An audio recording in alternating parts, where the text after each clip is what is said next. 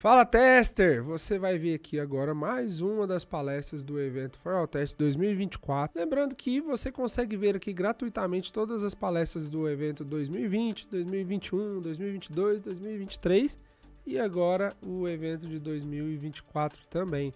Não deixa de se inscrever aqui no canal e compartilhar esse vídeo para quem você acredita que precisa aprender um pouco mais sobre teste de software e também conhecer sobre esse assunto aqui. Não deixa de se inscrever, compartilhar e comentar aqui embaixo, viu? O evento desse ano conta com o apoio de vários parceiros. Veja aqui algum deles e vamos pro vídeo.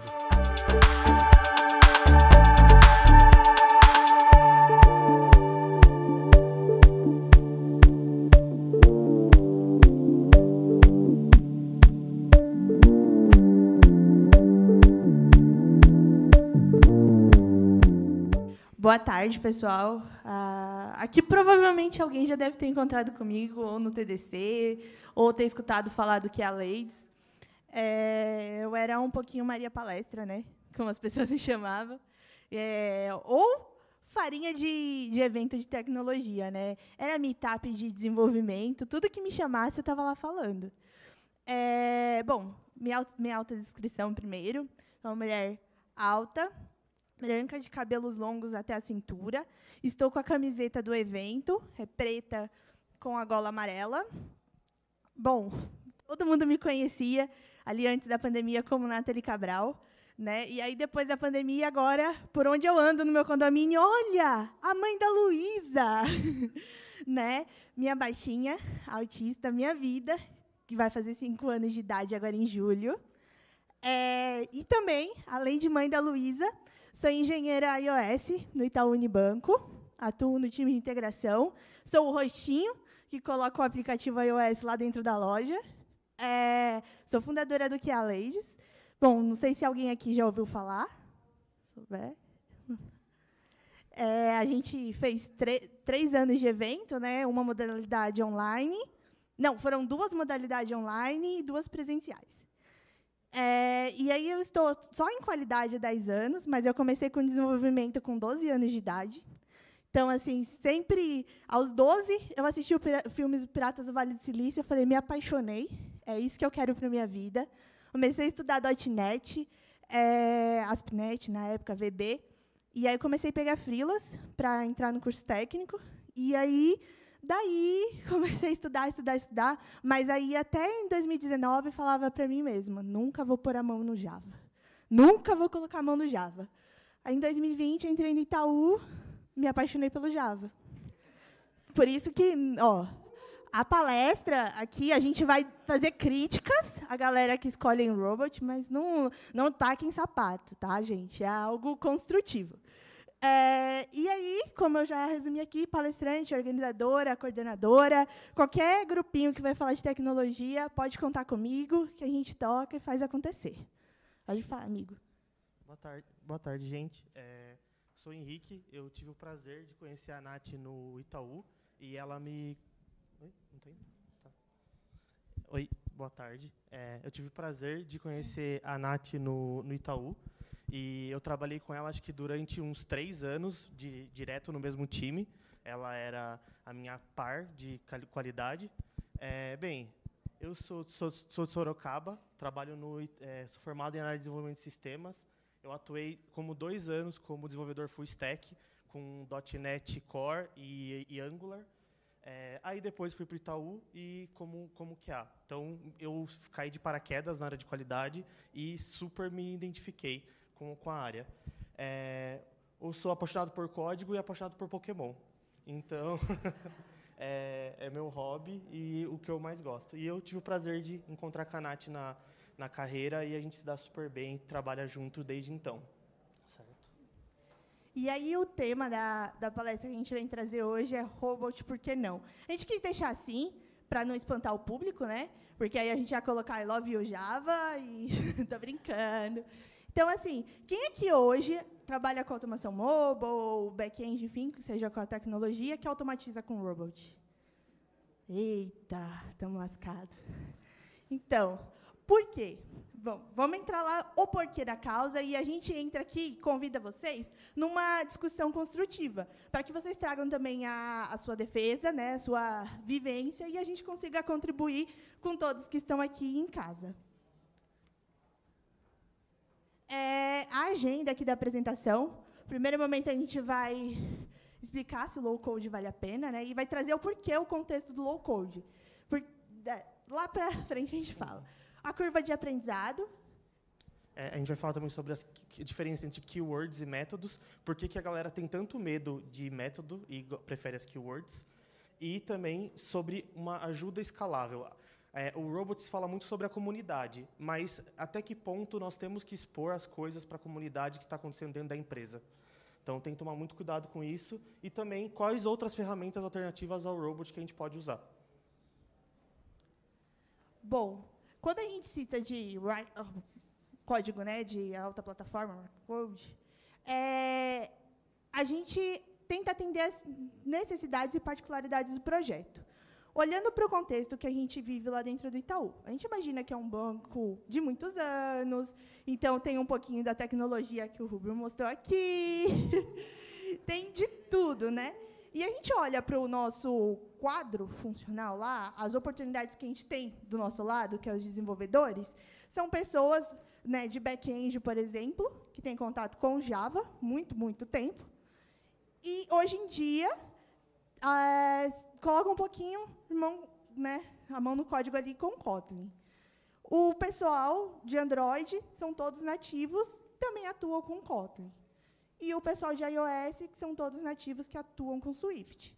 Então, assim, a gente para no contexto que um chapter de qualidade tem que estar de comum acordo junto com o time, né? Ele é o responsável por disseminar o conhecimento de qualidade. Só que a dependência da automação não pode ficar só nas costas dele. Então, ele tem que contar com o time como um todo. Como que, por exemplo, o dev vai colocar a mão ali para ajudar, para apoiar numa sprint, que seja, ou uma dúvida do QA, e aí o QA está usando Python, né? Descasa um pouco, destoa. Apesar que código, eu costumo dizer que é a linguagem universal. Então, tipo, se eu comecei codando ali, que seja com COBOL lá atrás, com C#, enfim, eu vou saber codar em qualquer linguagem. A única coisa é que ela vai ter os detalhes específicos da linguagem. Exatamente. A gente sempre se preza pela lógica. Você tem a lógica, a linguagem você aprende com o tempo. E aí, a primeira pergunta que a gente traz é, a ferramenta que a gente está utilizando, ela atende às necessidades e particularidades do seu projeto?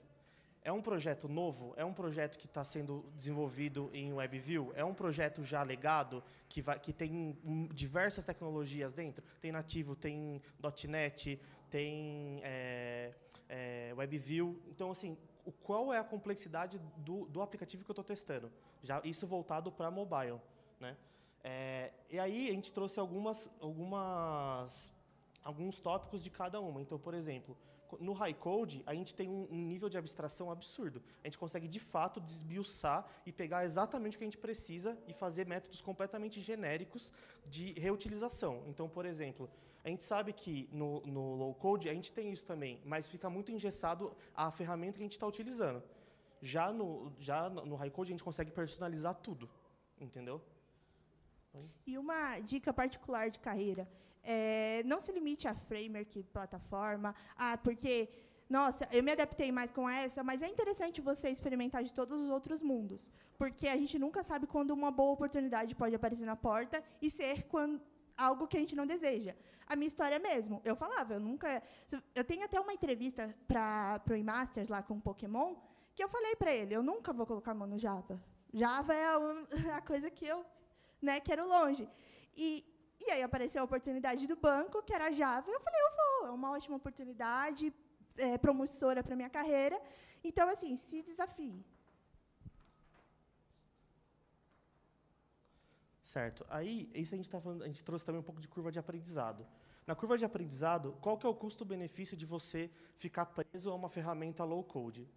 Você vai ter pouco contato com programação. Sabendo disso, você fica refém de uma ferramenta, que a gente já falou que não é legal a gente ficar refém de uma ferramenta, porque você pode perder oportunidades por isso. A gente fica com a carreira limitada, porque eu sabendo apenas um framework e não sabendo programar de fato, você fica limitado a uma ferramenta. Eu só vou poder me candidatar a vagas que utilizam essa ferramenta. Você sabendo programar, é independente. Você pode ir para o Cypress, você pode ir para o Java, para o Kotlin, você pode pode migrar de carreira, você pode sair de QA e virar Dev iOS, Dev Android. Beleza. Então, assim, independente se você sabe programar, você não fica limitado a nada. Então, eu entendo que tem pessoas que, às vezes, têm um pouco de dificuldade de aprender e tal, mas vale a pena você ter uma curva de aprendizado um pouco mais devagar do que, de fato, e você aprender a codar mesmo, do que ficar engatinhando de ferramentas mais simples para você, de fato, para você conseguir evoluir logo, entendeu? E é uma crítica que eu vi bastante. As pessoas, normalmente, quando vai levar uma proposta olha, talvez seria melhor aqui no projeto da empresa implementar o robot. Porque a curva de aprendizado é rápida, tem o suporte da comunidade. Mas, se você entra em muitos chats, a galera está reclamando da falta de suporte, que a documentação do robot é ruim. Que não tem quem feche uma feature segura, que não evite problemas. Então, será que é realmente seguro? A gente pega outros frameworks, como, por exemplo, usar o próprio Selenium, o JUnit, são frameworks que estão rodando há muito tempo, né? Então, assim, é de colocar na balança. Ou você vai comprometer o agora, você vai colocar o agora em risco, né? Ou vou aprender, vou atrás e talvez, se coincidir, dependendo do projeto, usa o robot, só que aí você vai ter que lembrar que, se você tiver algum problema, você vai ter que colocar a mão ali no core dele e implementar alguma coisa nova, né? Um outro exemplo que eu tenho é que na empresa que eu trabalhei antes do banco, eu automatizei o software do mapa de Nova York, do mapa do metrô de Nova York. E aí, eu estava com muita dificuldade, né? E aí eu pensei em utilizar o robot, estava bem nascendo na época, o robot por conta do Python, porque tinha dados e tinha que trabalhar coordenadas, aí eu imaginei que seria mais fácil. Só que fui para o lado de utilizar, né, o JS, com o Apple mesmo, foi muito mais fácil e tive suporte direto dos desenvolvedores que estavam ali já acostumados com aquelas APIs, com todo o contexto do time. Certo. Aí aqui a gente trouxe dois exemplos, de métodos e de keywords. Oi? Não, tá tranquilo. Beleza. Aí, aqui, por exemplo, aqui nessa primeira opção de métodos, a gente tem um método de teste de cadastro de usuário. Aqui a gente está chamando dois métodos, um de realizar cadastro, um de valida. Ali do outro lado, a gente tem uma linguagem um pouco mais natural acho que não seria nenhum BDD, mas uma linguagem um pouco mais natural, chamando as keywords do robot para a gente conseguir fazer um teste, por exemplo. E aí, aqui a gente pode ver ali embaixo, pesquisar por um post com e o parâmetro do texto. Se a gente olhar aqui na questão de método, é praticamente a mesma coisa. A gente está passando aqui que um e-mail, onde a gente está gerando um e-mail, dando um clique, passando um parâmetro de um clique. Então, assim, se você parar para analisar a diferença entre um e o outro, aqui tem uma diferença do contexto do teste. Mas aqui a gente tem parâmetro sendo passado para método, para keywords, né, palavras, que são métodos. Se você entra ali, é um método de clique. E aqui é um método de clique também. Então, é a mesma coisa. O que muda é só como a forma de como é apresentado. Então, a gente fala que o keyword é muito mais simples, o método é complexo, tal, etc. Se está bem escrito, você pode ver que é muito semelhante. Não tem quase diferença entre um e o outro. Entendeu? Mas a gente gosta de usar porque a linguagem fica mais natural. Então dá para colocar o Cucumber. E aí você consegue ter a mesma coisa utilizando Java, Kotlin ou qualquer outra linguagem. E hoje a gente pode pegar, por exemplo, também, que roda num motor muito similar, né, a essa ideia, que é com Java, Kotlin, enfim, a gente também tem o Maestro, que está bem similar. Ele traz a mesma ideia ali do robot, porque você vai passando, né, o que fazer com ele de uma forma mais humana, e por trás o motor dele é em Java. Então, se a gente parar para pensar, ou se você for buscar o histórico, em Java tem muito mais coisas prontas do que com o Python em si. Certo. Aí aqui na questão de ajuda escalável. A gente tem, por exemplo, lá no banco, na squad que eu atuo hoje, nós são 2 QAs e 6 devs, sendo 2 dev Android, 2 dev iOS e 2 dev back-end, e 2 analistas de dados. Então, assim, para 2 QAs. Como que nós, como chapters de qualidade, a gente consegue passar isso para eles, né? A ajuda escalável que a gente fala é, tipo, estou com uma dúvida num código em Kotlin. Quem é mais fácil eu perguntar para o dev que está do meu lado, compartilhar a tela, falar, ó, estou tendo dificuldade de fazer isso aqui, como que eu posso fazer? Ele vai me ajudar em 2 minutos, ele vai me falar, eu já vou resolver o problema e pronto. Do que ir para uma comunidade, abrir um fórum, mandar print e etc. Então, o que é mais fácil eu fazer? Eu usar uma linguagem que o meu time vai poder me ajudar, ou qualquer outra pessoa dentro do âmbito da minha empresa, ou ter que ir para fora da comunidade. Isso que eu estou levando para fora é uma coisa que pode dar um vazamento de informação? Então, isso são coisas que a gente sempre tem que levar muito em consideração, em levar coisas para fora da comunidade, para levar para a comunidade coisa interna da empresa. E aí, aqui, o que a gente traz de exemplo para usar, né, que é um framework que a gente participou do crescimento dele lá, a gente utiliza Selenium, JUnity, com Java.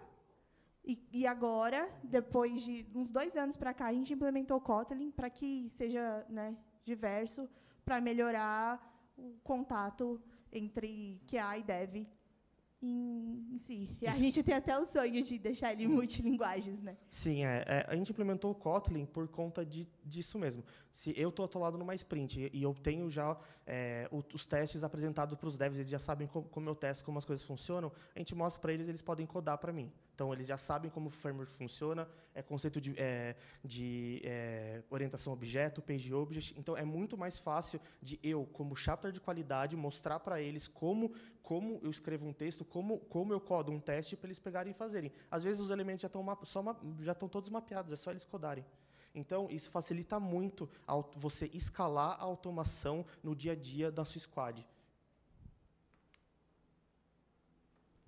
Dúvidas?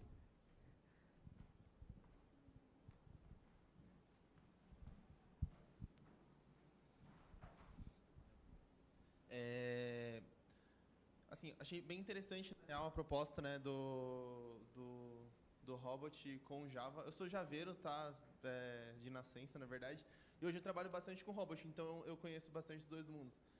Como que vocês lidam com a questão da curva de aprendizado, que na minha visão é a parte mais difícil, a gente convencer o time de qualidade, né, enquanto chapter lead, a não utilizar o robot por X motivos, principalmente pela curva de aprendizado, e ensinar eles uma linguagem de programação, porque hoje eu vejo que essa é a maior dificuldade que existe, né? Levar para uma pessoa que trabalha com low code o conhecimento de linguagem de programação e lógica de programação também. Olha, a gente utiliza dessa mesma forma que a gente veio aqui na palestra, mostrando os benefícios, mostrando o dia a dia. Antes de ir para o time que eu estou hoje, eu era QA no time de Pix, e lá eu automatizei. Eu consegui automatizar todos os testes passíveis de automação no meu time e mostrei a melhoria que eu garanti com isso. E também a assistência, tanto eu e ele, no atual time que eu estou, que ele me abandonou, a gente também dava toda a assistência. E procurar documentar tudo, ao máximo. Sentar com a pessoa ali e fazer como criança mesmo, quando começa a escrever, sabe? Pegar na mão, mostrar o porquê das coisas. E teve muitos cases lá, muitos QAs, uma mesmo, inclusive, que ela entrou como estagiária numa empresa terceira e ela não tinha noção nenhuma de código. Nenhuma. A gente mostrou para ela e, em poucos meses, ela já estava automatizando, seguindo sozinha, dando aula para a gente. Sim. Então, é exatamente demonstrar esse querer. Também mostrar, assim, por exemplo, a gente consegue, eu sozinho eu consegui ter esse ganho. Se todo mundo aprender, a gente vai ter esse ganho multiplicado por 5. Mostrar a escalabilidade disso. E também documentação. Cara, documentação, vídeo, fazer workshop com as squads, workshop individual. Quantas vezes a gente cansou de fazer, eu e a Nath, com uma pessoa, ficar 3, 4 horas explicando desde o começo. Fazia automação, a gente codava, fazia automação, aí para falar assim, pronto, agora faz você que a gente vai te ajudar. Pegar na mão mesmo e ensinar, porque só assim que a pessoa vai conseguir entender como as coisas funcionam, vai se motivar a estudar e vai entender e vai conseguir de fato aplicar no dia a dia a automação nos testes que são passíveis. E o principal argumento, né? O que você quer para sua carreira? Daqui a uns tempos, o robot vai morrer. E aí, como que fica? A linguagem específica que está aí anos e anos, não, e ela está germinando novos filhos, né, similares a ela. Então, pensa um pouquinho fora da caixa, né? O amanhã.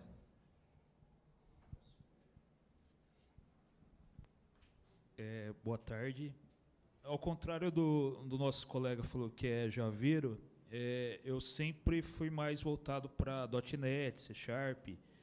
E aí eu queria perguntar para vocês, nesse caso, fugindo um pouco do Java e pensando também como que eu posso focar meu processo de automação mais voltado também para código, para métodos, o que vocês indicariam para eu estar buscando melhorar, estudar, ver novas coisas, para também por dentro desse universo? Certo. Eu sempre indico as pessoas a irem para o início. Programação orientada a objeto. Cara, é o básico. Tipo, você, sabendo o básico, bem feito, você vai conseguir evoluir independente da linguagem. Se eu comecei a trabalhar eu aprendi C na faculdade, depois fui para C#, aí fui para Java, daí tive que aprender Kotlin, e também com TypeScript também. E eu peguei DP em orientação a objeto, fiz 2 vezes. Tipo, cara, nunca mais errei. Tipo, depois que você aprende e você põe o conceito na sua cabeça, você aprendeu muito, enraizou isso em você, independente da linguagem, você consegue, ainda mais hoje com o IA, com o Copilot, cara. Tipo, é muito fácil você migrar de uma linguagem para outra. Linguagem de programação é uma linguagem universal, né? Quando você tem o conhecimento da lógica em si, seja qual linguagem que você for, você vai aprender as especificações da linguagem, como, por exemplo, o Kotlin é diferente do Java, a forma de variáveis é diferente, todo esse contexto. Então, você vai entender o contexto do ambiente com o Kotlin, mas a lógica é igual.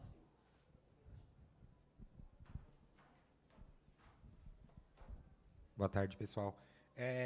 Nós, na TOTOS, trabalhamos com uma linguagem própria, que é o ADVPL, né, que é uma linguagem própria da TOTOS, que é o Advanced Proteus Language. Nesses casos, vocês orientam, por exemplo, alguma boa prática ou não prática, por exemplo, quando que eu deveria escrever através de método, ou quando eu deveria escrever através de keywords, ou não necessariamente, ou em que situação que eu poderia fazer ou não fazer, e etc.? Certo. Bom, eu não conheço a linguagem específica ali da TOTOS, mas, assim, os devs que estão próximos a você trabalham com qual linguagem? A DVPL, todo mundo. Mas, sim, num contexto, normalmente, o passado deles. Entendi. A linguagem ela foi evoluindo. Aham.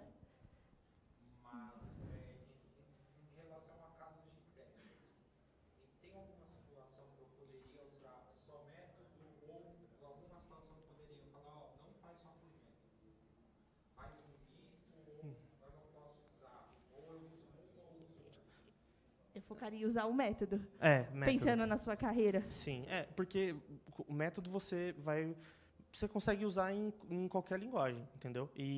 Mas aí depende muito do como está estruturado o framework de vocês hoje, entendeu? Se ele está mais estruturado voltado para método ou para keywords, ou está misturado para método. Na verdade, assim, ele tem um pouco de cada, porque ele tem uma explicação lógica e embaixo ele vem um método. Então, é mais código mesmo. Então, eu iria mais para esse sentido. Até mesmo imaginando o mercado lá fora. Depois, se você quiser fazer uma transição de carreira, é muito mais fácil. Você não ficar presa a ser QA, né? Ainda mais que você usa uma linguagem de programação específica da empresa que você trabalha. Então, quanto mais você conseguir, às vezes, talvez fugir um pouco disso e focar em método, para quando você for trabalhar com outra linguagem, você ter uma facilidade um pouco maior, eu iria por esse caminho. É mais para não ficar muito engessado. Exato, exato.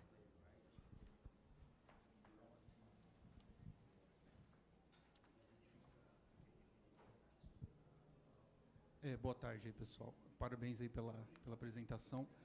Eu tenho a impressão que vocês vão perder nessa. Eu acho que tem uma tendência para as ferramentas ficarem cada vez mais simples, né? Não tem só aqui foi apresentado o robot, mas eu acho que isso vale até para algumas outras ferramentas, né? Algumas em Java, inclusive. Mas daí, foi falado aqui, né, de curva de aprendizado. Eu sinto também que, quando a gente vai direto para o código, eu gosto também, fiz bastante assim, mas a gente tende a criar frameworks e a coisa fica cada vez mais complicada. E a impressão que eu tenho também é que quando a gente vai principalmente para quem está começando, né, tem a coisa da curva de aprendizado, mas tem também a coisa de você já sair testando. Você faz algumas frases e já tem um teste automatizado. A depender da dificuldade do teste, principalmente os primeiros testes, que são mais simples, é muito mais simples do que você codar Java, né? E com os projetos ágeis, eu acho que a tendência é que as ferramentas fiquem mais simples mesmo, né? Então, eu queria que vocês... até foi apresentado algumas ali, né? Playwright, tem uma parecida com o Robot, que é para Java, né? Que é o Karate DSL, que também você só escreve. Então, eu queria que vocês comentassem um pouquinho desse cenário, porque a minha impressão é que as ferramentas vão tender a esse ponto, assim. Até porque o QA...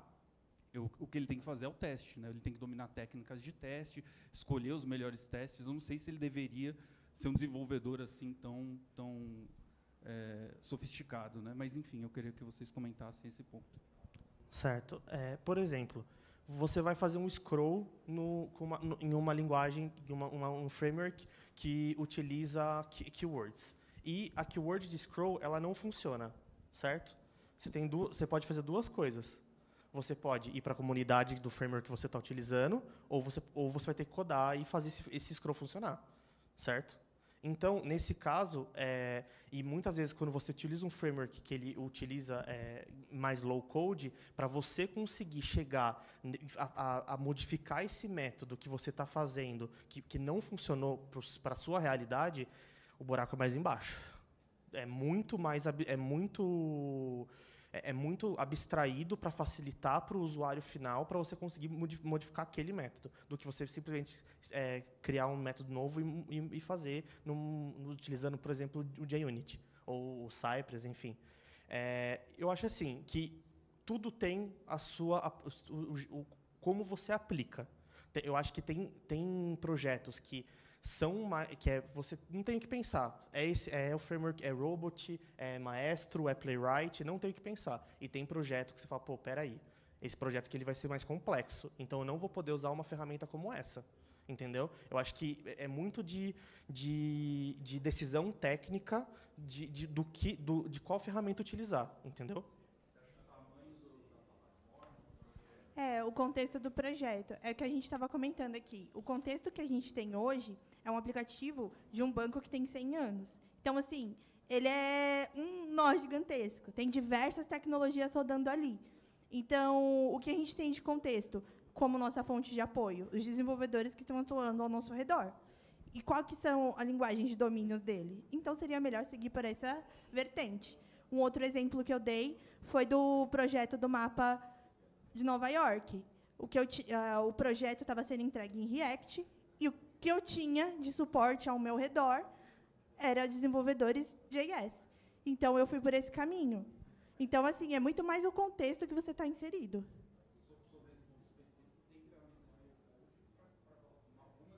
Exato, exato. Para te facilitar. E até mesmo você olhar para a sua carreira. Você, no futuro, acabou o papel de qualidade. Um exemplo, que isso não vai ocorrer, não faz nem sentido. Mas acabou o papel de qualidade. Você vai se tornar dev ou você vai para a área de negócios? Entendeu? O nosso coleguinha ali está com dúvida também. Não sei se pode. Mais uma? Tá bom. Boa tarde, parabéns pela apresentação. Me parecem que vocês têm uma sólida experiência em automação e tal, e eu estou com um desafio técnico e pedi até um direcionamento para vocês, né? Inclusive, se alguém estiver passando por uma situação parecida, estou à disposição, vamos trocar ideia depois, pessoal. Vamos supor que vocês têm um app desenvolvido em Flutter e não compila com muitas coisas, né? Por ser uma linguagem nova, muitas coisas, né, não sincronizam ali e tal. Você comentou o Maestro. Estamos usando ele, só que ele é limitado em algumas coisas, né? Por ser low code, inclusive, ele é um ponto que você levantou. E aí eu queria saber se vocês têm algum case de sucesso nesse contexto que acabou dando certo. Isso aqui é muito específico, mas vai que, né? Em Flutter, não. Mas assim, cara, mas eu acho que o que eu poder, assim, que pensando, se eu tivesse nessa situação, eu faria POCs com várias ferramentas e ver qual melhor me atenderia. Assim, tipo, coisa bem simples mesmo, fazer instanciar o app e logar. Tipo, qual ferramenta foi mais simples para eu conseguir chegar nesse caminho? Qual me deu o melhor resultado? Eu acho que eu iria nessa linha. Exato. A gente está num contexto lá nativo, né? No app que a gente está trabalhando, grande parte dele é nativa. Então, eu iria para o contexto do Orion, que dá para subir, né? Instanciar com Java, né? Ou com Kotlin, usar Gradle, Maven, e o JUnit e o Selenium. Se você quiser, depois a gente troca o contato, e aí a gente pode tentar fazer uma POC juntos, sem problema nenhum. Acho que é só, né, pessoal? Ó, gente, os nossos contatos. Tem os nossos contatos aqui. A gente colocou o LinkedIn, o meu e da Nath, e o e-mail também. Mas a gente vai estar aí, qualquer coisa só chamar a gente. Perdão, pessoal. Boa tarde.